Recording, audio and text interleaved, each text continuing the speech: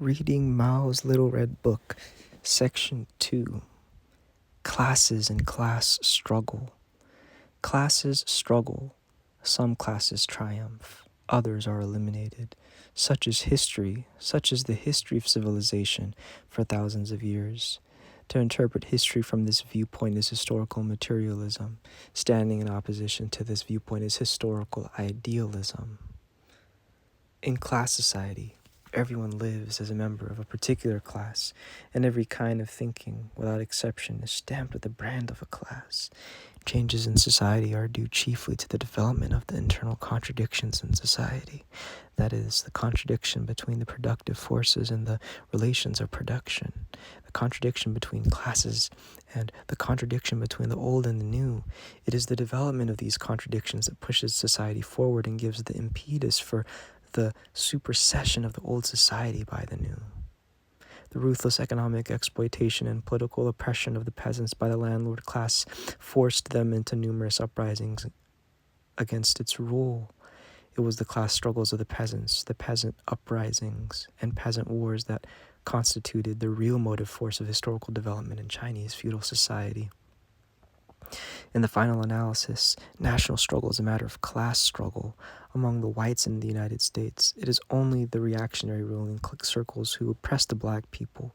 They can in no way represent the workers, farmers, revolutionary intellectuals, and other enlightened persons who comprise the overwhelming majority of the white people.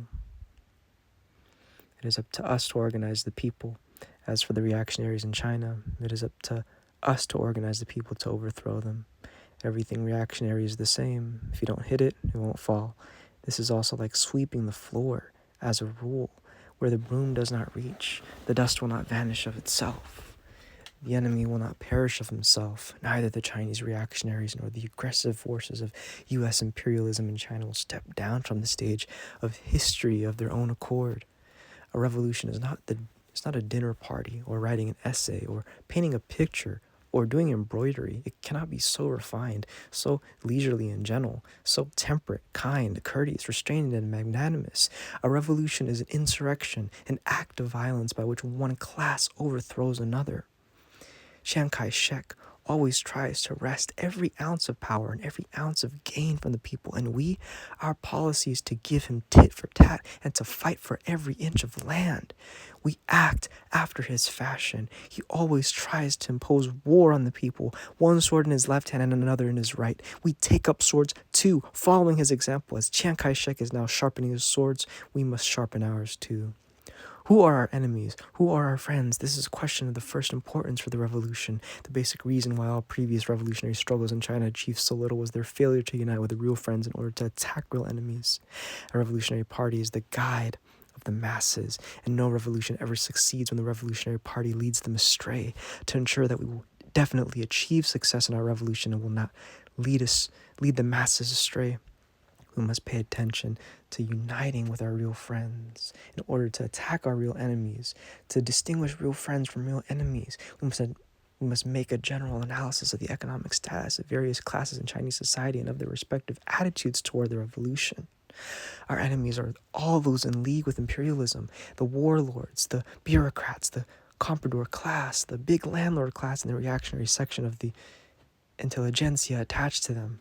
The leading force in our revolution is the industrial proletariat. Our closest friends are the entire semi-proletariat and petty bourgeoisie. As for the vacillating middle bourgeoisie, their right wing may become our enemy and their left wing may become our friend, but we must constantly be on our guard and not let them create confusion within our ranks.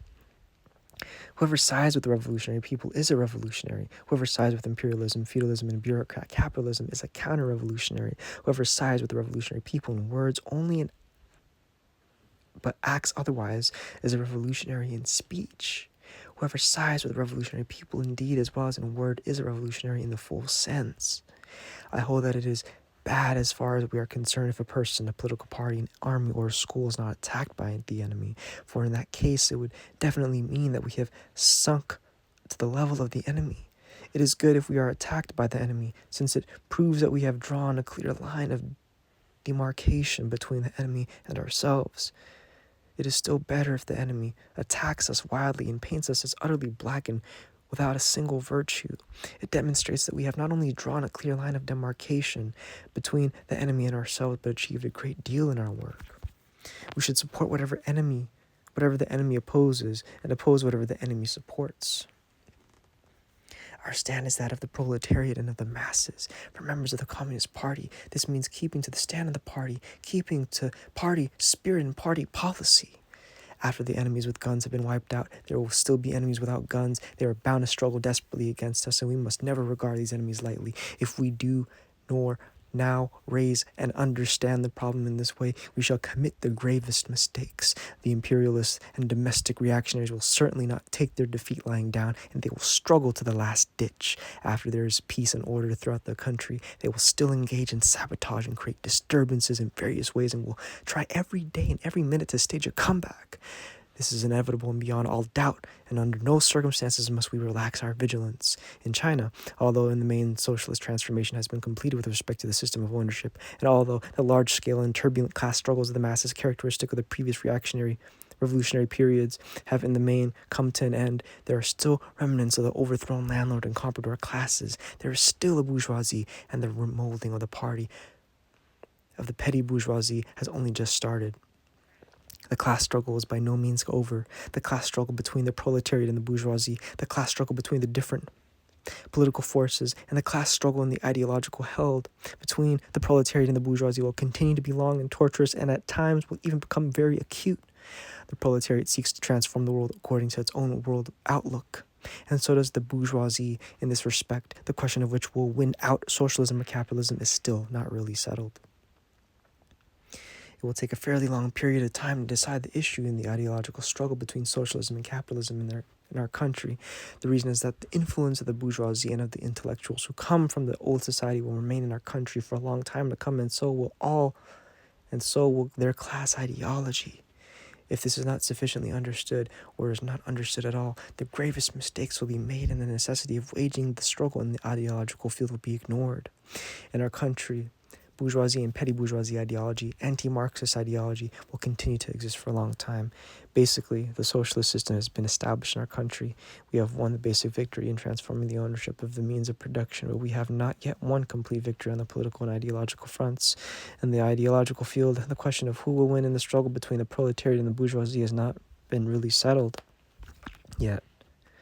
We still have to wage a protracted struggle against bourgeoisie and petty bourgeoisie ideology. It is wrong not to understand this and to give up ideological struggle. All erroneous ideas, all poisonous weeds, all ghosts, all monsters must be subjected to criticism. In no circumstance should they be allowed to spread unchecked. However, the criticism should be fully reasoned, analytical, and convincing, and not rough, bureaucratic, metaphysical, or dogmatic.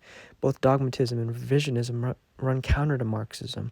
Marxism must certainly advance. It must develop along with the development of practice and cannot stand still. It would become lifeless if it remained stagnant and stereotyped. However, the basic principles of Marxism must never be violated, or otherwise mistakes will be made. It is dogmatism to approach Marxism from a metaphysical point of view and to regard it as something rigid. It is revisionism to negate the basic principles of Marxism and to negate its universal truth. Revisionism is one form of bourgeois ideology. The revisionists deny the differences between socialism and capitalism, between the dictatorship of the proletariat and the dictatorship of the bourgeoisie. What they advocate is in fact not the socialist line, but the capitalist line. In present circumstances, revisionism is more pernicious than dogmatism. One of our current important tasks on the ideological front is to unfold criticism of revisionism. Revisionism, or right opportunism, is a bourgeois trend of thought that is even more dangerous than dogmatism. The revisionists, the right opportunists, pay lip service to Marxism. They too attack dogmatism, but what they are really attacking is the quintessence of Marxism. They oppose or distort materialism and dialectics, oppose or try to weaken the people's democratic dictatorship and the leading role of the Communist Party, and oppose or try to weaken socialist transformation and socialist construction. After the basic victory of the socialist revolution in our country, there are still a number of people who vainly hope to restore the capitalist system and fight the working class on every front, including the ideological one, and the right-hand men in this struggle are the revisionists.